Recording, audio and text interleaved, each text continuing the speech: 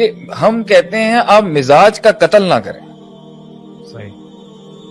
آپ مزاج کا قتل نہ کریں، آپ علم کی درستگی کر دیں۔ صحیح، ڈٹ کے کھڑے رہ کے مقابلہ کرنے کی صفت بہادروں کی اور اماموں کی رہی ہے۔ پوری کائنات کربلا میں، پوری کائنات اس کربلا میں جو کائنات موجود تھی وہ حسین رضی اللہ تعالی عنہ کے خلاف تھی، لیکن آپ پیچھے نہیں ہٹے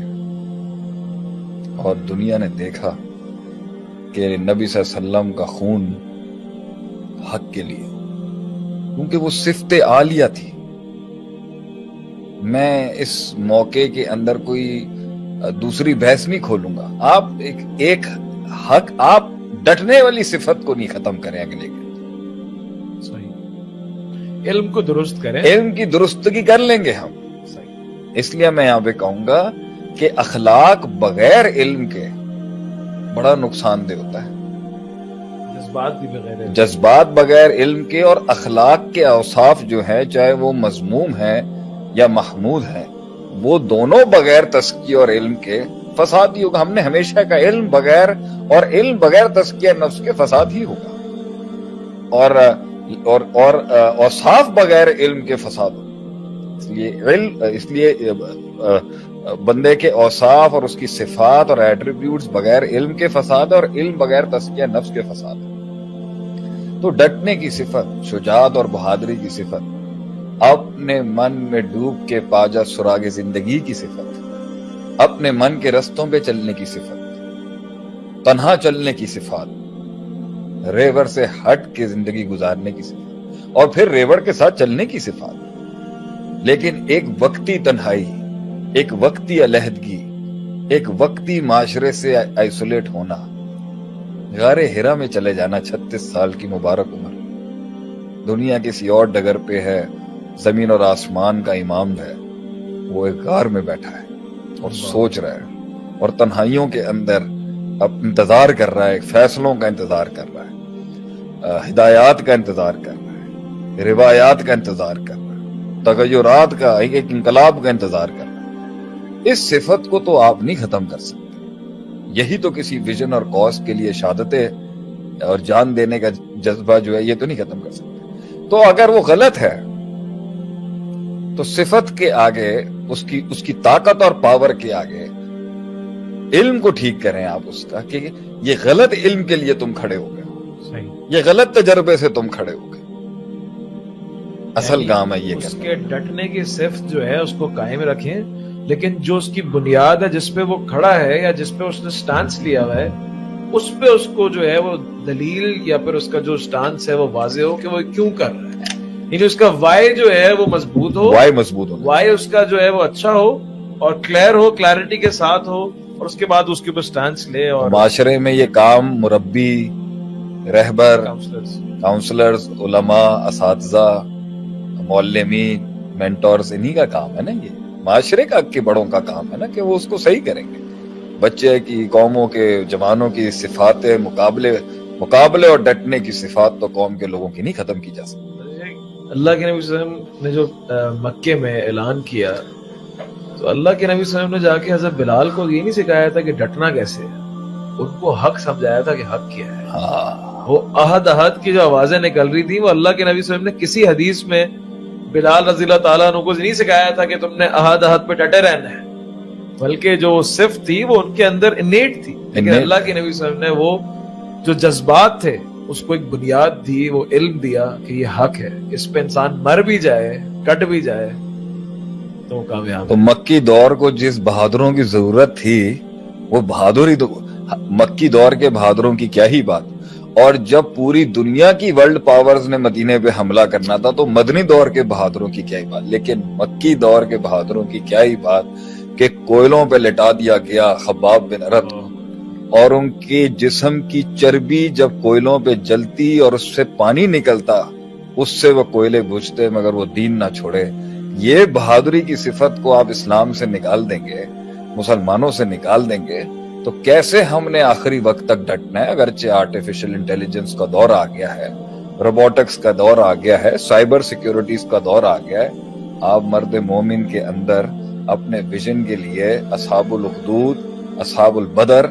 جنگ احد اور جنگ خندق اور قادسیہ جیسی جنگوں میں شہید ہونے والے لوگوں کی صفات کو باطل کے مقابلے میں ڈٹنے کی صفت تھوڑی روکی جا سکتی ہے۔ یہ تو چلتا رہے گا سلسلہ شہادتوں کا، یہ تو چلتا رہے گا سلسلہ امامتوں کا، یہ تو چلتا رہے گا سلسلہ قیادتوں کا،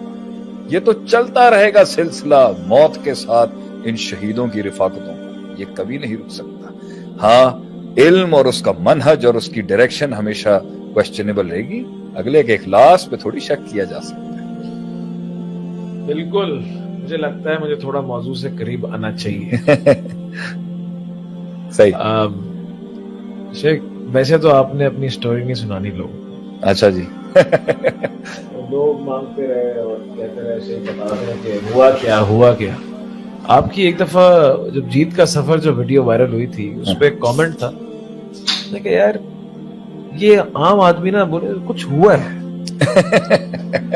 سب یہ پوچھ رہے ہیں، مطلب کہ ایک تو ایک قوم ہے وہ تو اسٹوری کے انٹرسٹڈ ہوگی کیوریوسٹی کے اندر کہ نہیں ایسا کیا ہے، دوسرا ایک یہ ہے کہ وہ جاننا چاہتے ہیں کہ اتنا درد، اتنا غم اور اتنا جو الفاظوں کا چناؤ اور جو ایک زخمی دل کی آواز ہوتی ہے وہ کیسے نکل رہی ہے، ایسا کیا ہوا ہے۔ تو آج اسی موضوع کو ہم نے سلیکٹ کیا ہے کہ شاید آپ کو کچھ نظر آئے کہ 10 قسم کی مخالفتوں پہ آج بات ہوگی۔ زیادہ عمل کا آج ہم 10 پہ اکتفا کریں، میں خیال 10 بھی پورے نہیں ہونے والے، لیکن انشاءاللہ اگر ہو جائیں تو میں شیخ صاحب کو مائک ہینڈ اوور کروں گا اور میں بھی سننا چاہوں گا کہ وہ کون سے 10 قسم کے بڑے مخالفین ہیں جو آپ کو آپ کی زندگیوں کے اندر ٹکریں گے۔ شیخ صاحب نے بھی سامنا کیا ہو،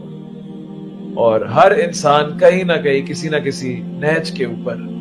ان سے ملاقات ضرور کرتا ہے۔ ہاں، میں یہ بات پہلے بھی اپنی قوم کے لوگوں سے کہوں گا اور آج بھی کہتا ہوں کہ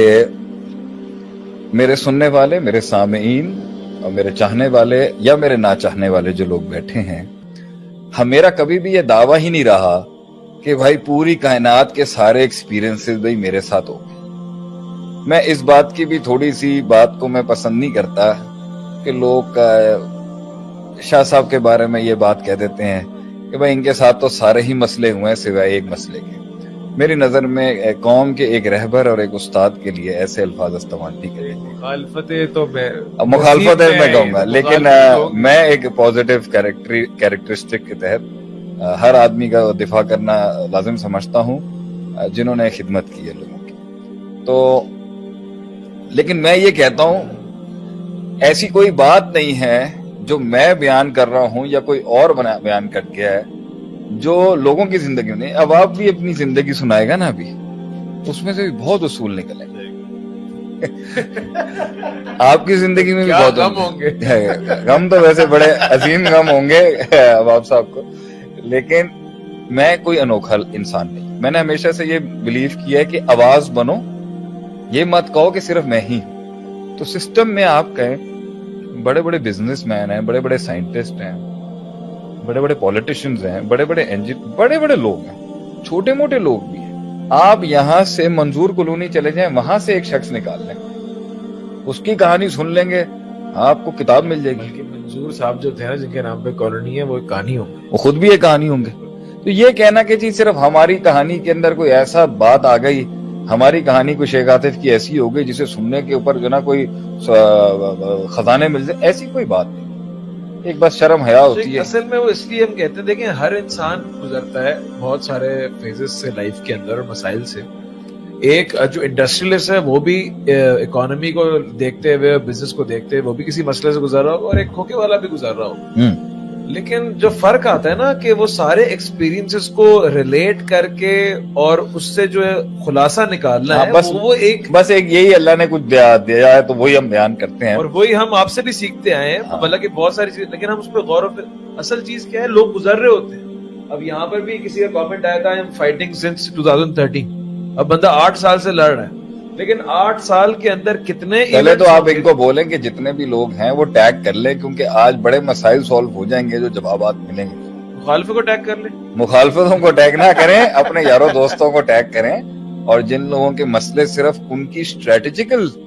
بیہیویئر کے وجہ سے پھنسے ہوئے ہیں ان کے مسئلے سالو ہو جائیں گے، لیکن یہ مخالفتوں نے دم توڑنا ہوتا ہے ایک ٹائم